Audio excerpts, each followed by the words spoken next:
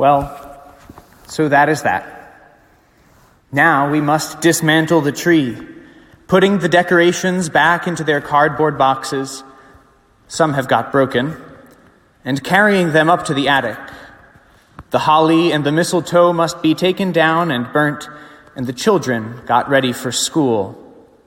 There are enough leftovers to do, warmed up, for the rest of the week. Not that we have much appetite, having drunk such a lot, stayed up so late, attempted, quite unsuccessfully, to love all of our relatives, and in general, grossly overestimated our powers. Those lines are from W.H. Auden's magnificent long-form poem, For the Time Being, a Christmas Oratorio. And it captures very well, for some of us, the feeling at the end of a year, or at the end of Christmas time. And it's with whatever we bring, coming to the end of the year, that we also come to this feast of Mary, the Mother of God. And it's in the midst of that that we ask, who is Mary? And what does it mean to say that Mary is a mother? The mother of Jesus, but our mother too. Mary has for us, spiritually, all the characteristics of any other mother. So what is a good mother like? First of all, mother listens. Mothers, you know that. Mothers, you know that maybe sometimes you don't want to, but you do anyway. Mary listens to us that way with whatever we bring. Mary is someone who is able to be full of wonder. I saw this ad recently. It came up on YouTube. It was for Kia. And it shows this dad waking up in a daze the morning after Christmas. And everything's a mess. And there was a party, and the house wasn't cleaned up, and there's stuff in the sink and stuff all over the floor, and there are presents that looked really good when you opened them, and then a day or two later, they're really not that interesting. And he's stumbling through the house in the morning, making himself coffee with his kids kind of asleep on the floor.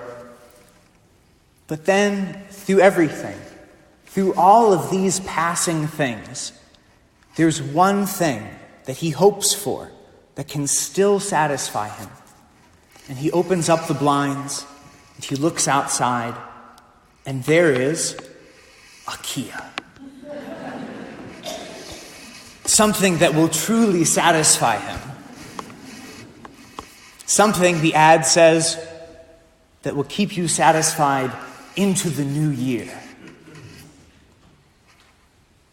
Well, then the car gets dinged up.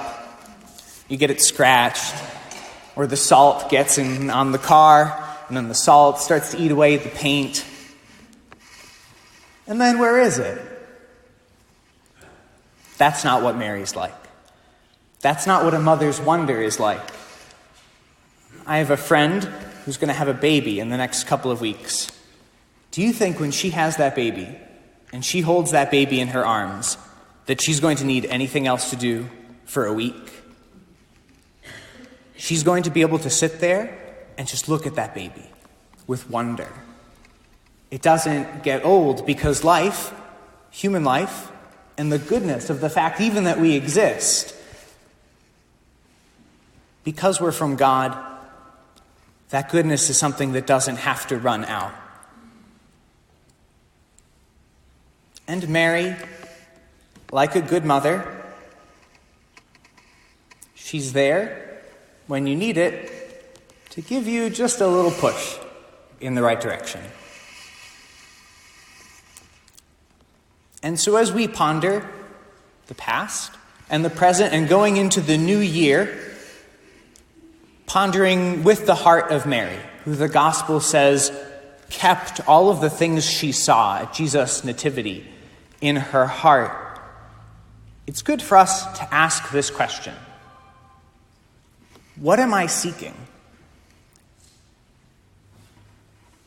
New Year's resolutions are fine if you're a New Year's resolution person, but New Year's resolutions often don't get you that far. They get you maybe a week in if you're lucky. What actually builds our virtue and cultivates holiness is day-by-day small choices.